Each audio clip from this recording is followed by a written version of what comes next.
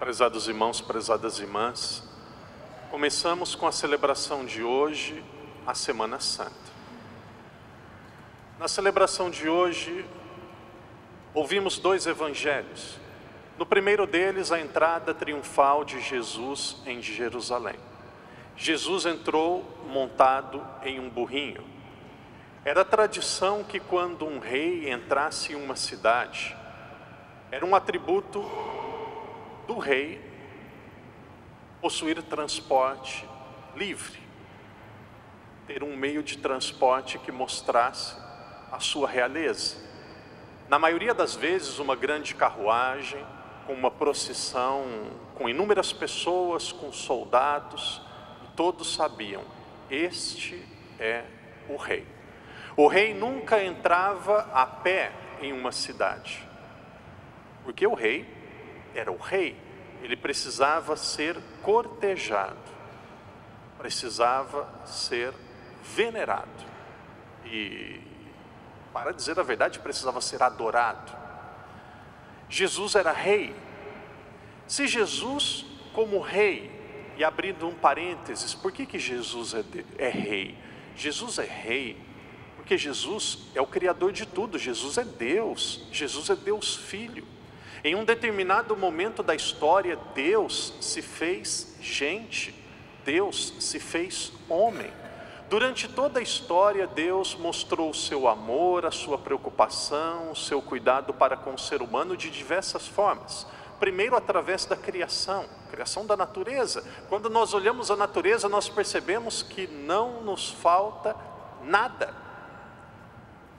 Poucos dias atrás, uma pessoa me dizia: padre, a bandeira do Brasil é uma bandeira muito colorida, é muitas cores, não precisa tudo isso. Eu acho uma bandeira muito feia, a bandeira do Brasil. E eu disse: olha, não porque eu amo o meu país mais do que outros, mas a bandeira do Brasil é verde, porque no Brasil existe a maior floresta do mundo, que é a floresta amazônica. A bandeira do Brasil é amarela, porque o ouro do Brasil foi capaz de praticamente construir grandes riquezas de Portugal, e depois o ouro foi para a Inglaterra. E se nós vamos para o Brasil, nós percebemos que existem igrejas construídas praticamente com ouro.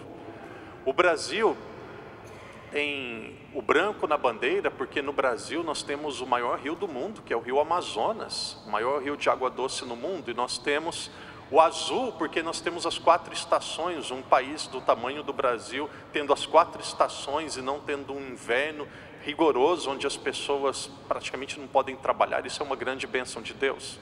Mas não para fazer uma apologia ao meu país, nem a Portugal e a outro país, mas se nós olhamos a natureza é perfeita, a natureza é belíssima, as coisas se encaixam.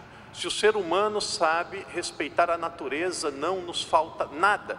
O que é isso? Isso é uma maneira de Deus nos mostrar como Ele nos ama. Mesmo que em alguns momentos da nossa vida nós não percebamos, nós não aceitemos aquilo que acontece conosco, depois de alguns dias, semanas e anos, nós vamos perceber que era o dedo de Deus nos educando, nos ensinando, nos fazendo humildes, mais fortes, mais misericordiosos através daquela situação. Deus não se cansa de perdoar e não pode ser vencido em sabedoria. Mas teve um determinado momento da história que Deus, entendo esta palavra no sentido mais positivo que ela pode ter, teve um determinado momento da história que Deus extrapolou. Deus passou dos seus limites.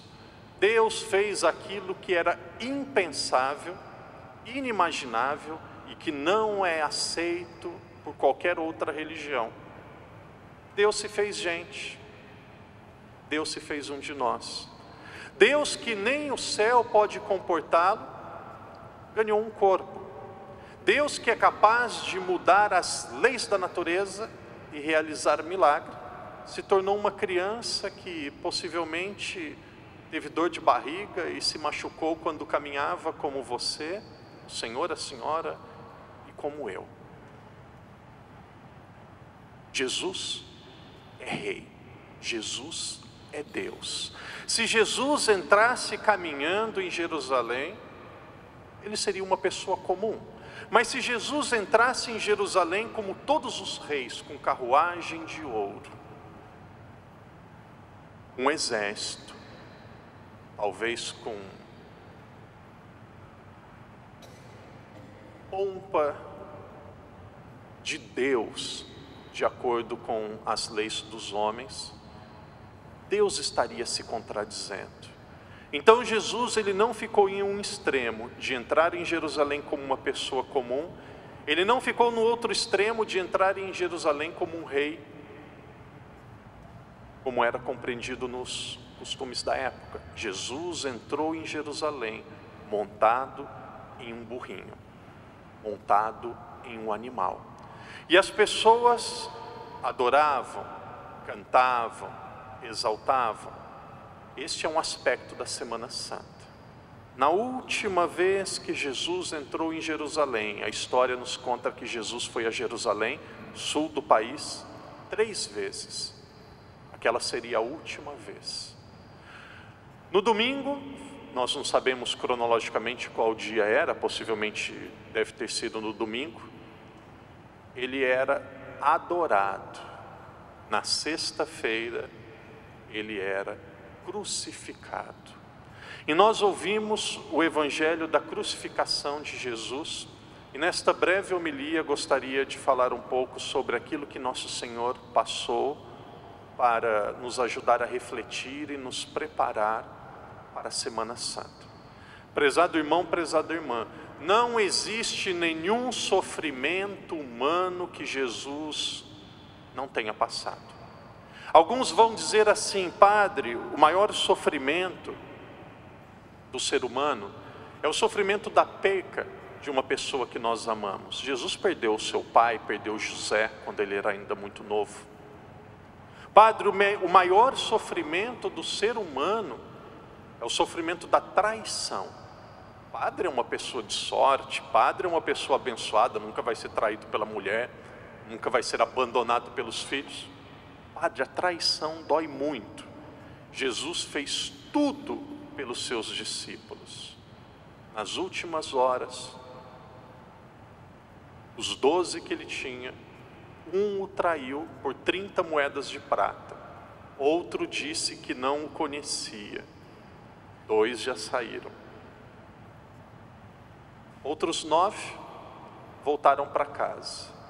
Apenas um, e o mais jovem, ficou com nosso Senhor, abandonado. Jesus viveu na sua própria pele, sentiu o que é ingratidão. Queridos irmãos e irmãs, nós não estávamos há 2000 anos atrás para apedrejarmos Jesus, crucificarmos Jesus, abandoná-lo.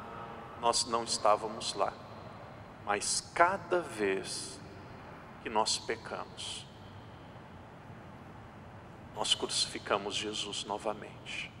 Padre, por que com cada pecado nós crucificamos Jesus novamente? Porque cada pecado, mesmo que seja venial, é um gesto de ingratidão ao amor de Deus. O padre encerra esta reflexão dizendo assim: querido irmão, querida irmã, que esta não seja apenas mais uma Semana Santa.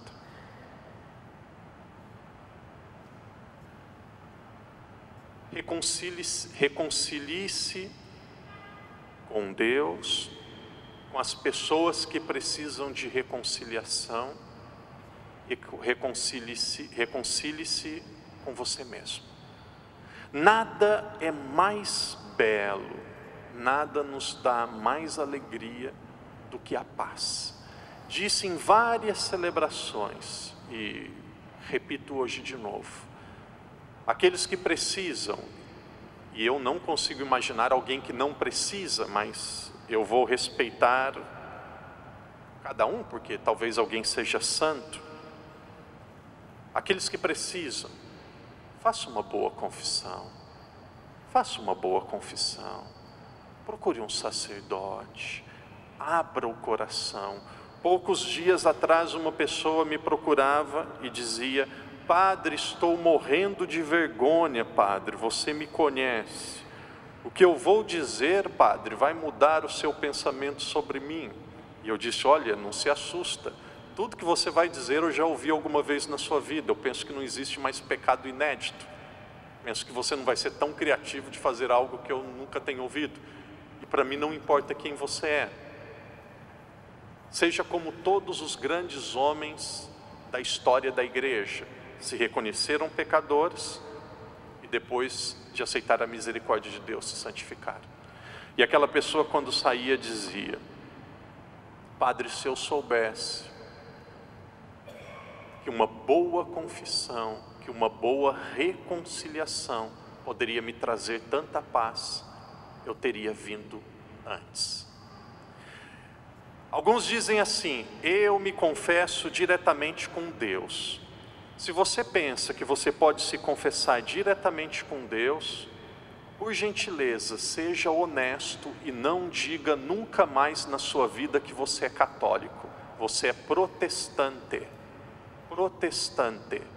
Quem é católico acolhe o Evangelho na sua íntegra. Evangelho de São João, capítulo 20, versículos de 21 a 23.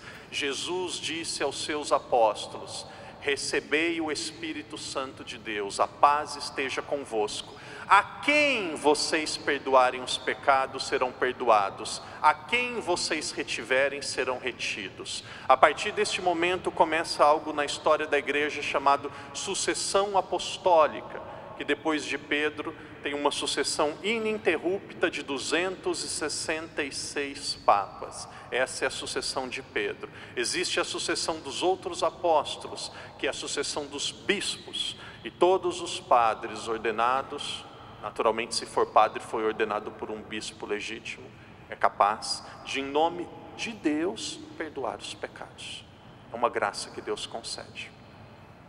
Eu não procuro o padre porque o padre também peca. Por gentileza, nunca mais procure um médico porque o médico também fica doente. Nós precisamos é ter paz, reconciliação. E a primeira reconciliação que deve acontecer é uma reconciliação com Deus. Encerrando este aspecto da reconciliação com Deus, eu digo, nós temos um padre agora no confessionário, e terminando a Santa Missa, ficarei no confessionário se for preciso até meia-noite, 11 horas da manhã. Depois os seminaristas 3 da tarde levam um pão, um lanche ali para o padre para eu comer alguma coisa. Ficarei até o último que estiver aqui, não tenho pressa. A minha missão é ajudar a vocês a se reconciliarem com Deus. Reconcilie-se com Deus. A reconciliação também deve ser feita com os outros. Eu tenho celebrado muitas missas de funeral aqui em Macau e é uma grande graça termos padres para celebrar missa de funeral. Se nós formos em Portugal, o padre não celebra missa de funeral porque o padre não dá conta. É muita missa e poucos padres. No Brasil, missa de funeral é só para mãe de padre. O padre não consegue, tem ministros de Eucaristia, aqui tem muitos padres, graças a Deus, e também tem, o número de católicos não é um número tão grande. Agora, deixa o padre ser muito honesto. Missa de funeral tranquiliza muito o coração, vale para a alma da pessoa que faleceu, mas querido irmão, querida irmã, eu vou ser muito honesto, faleceu, não dá mais para fazer nada. Ame enquanto está em vida.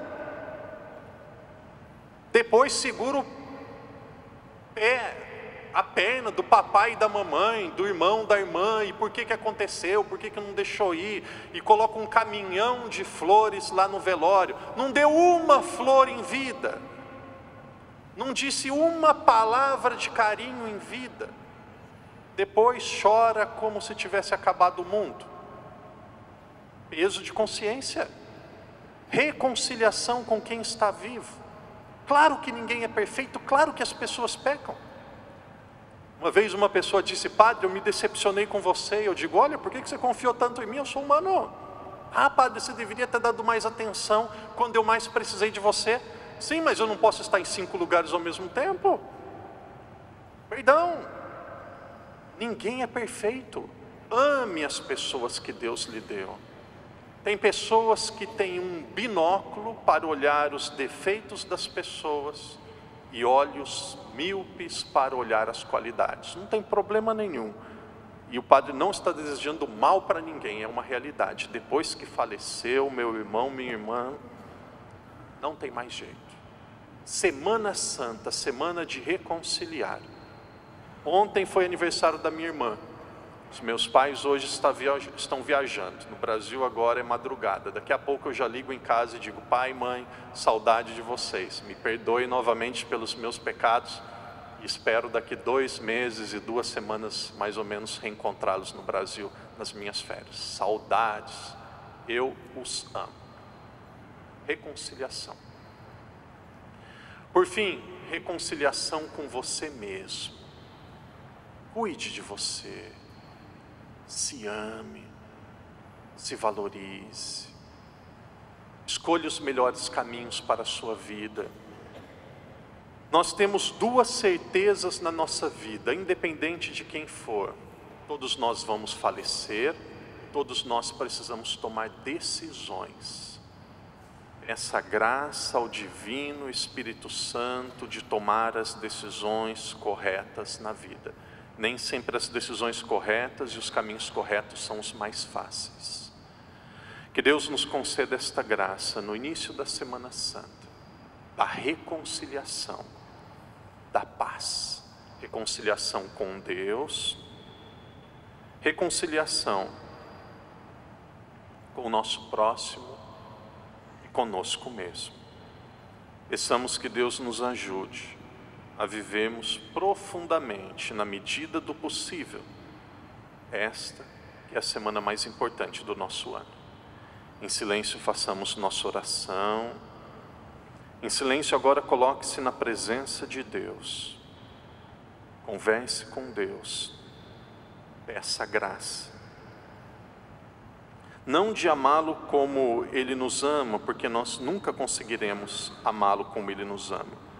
Mas peçamos agora a graça de amarmos como nós podemos, com todo o nosso coração, e nos esforçarmos para pagarmos amor e bem com amor e com o bem.